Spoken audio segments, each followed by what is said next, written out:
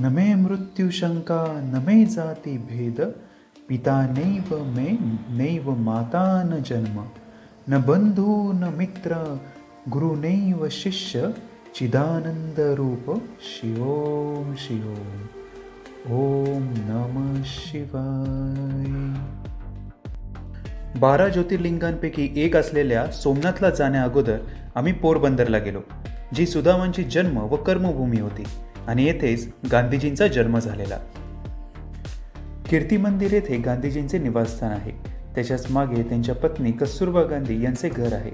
त्या काळातील घर कसं होतं हे अजून देखील पाहायला मिळते. त्यांची पत्रे सुद्धा जपून ठेवली आहेत.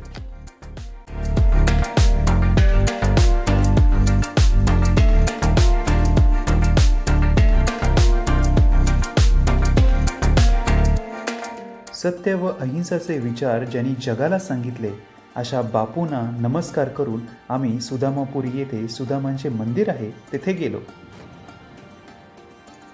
श्रीकृष्णांना भेटायला सुदामा येथूनच गेले होते.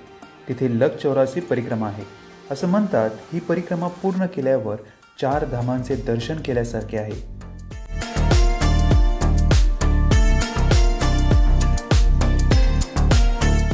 मग आम्ही सोमनाथ येथील भालका तीर्थ मंदिरला गेलो,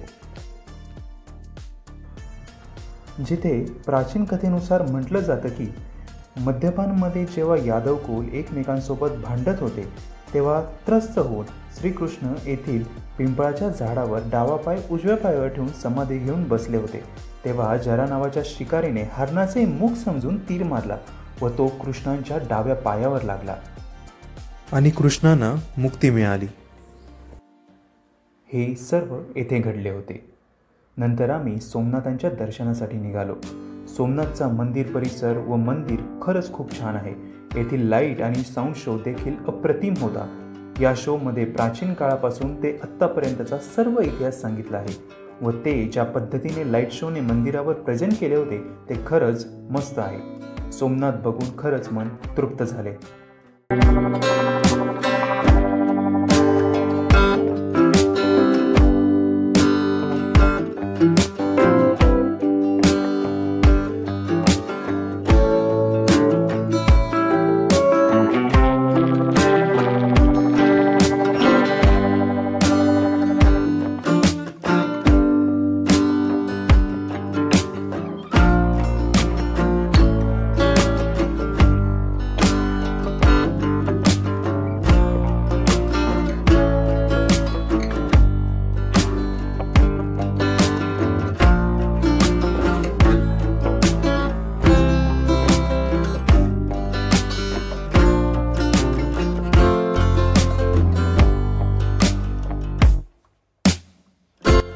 परत भेटूया लवकरच.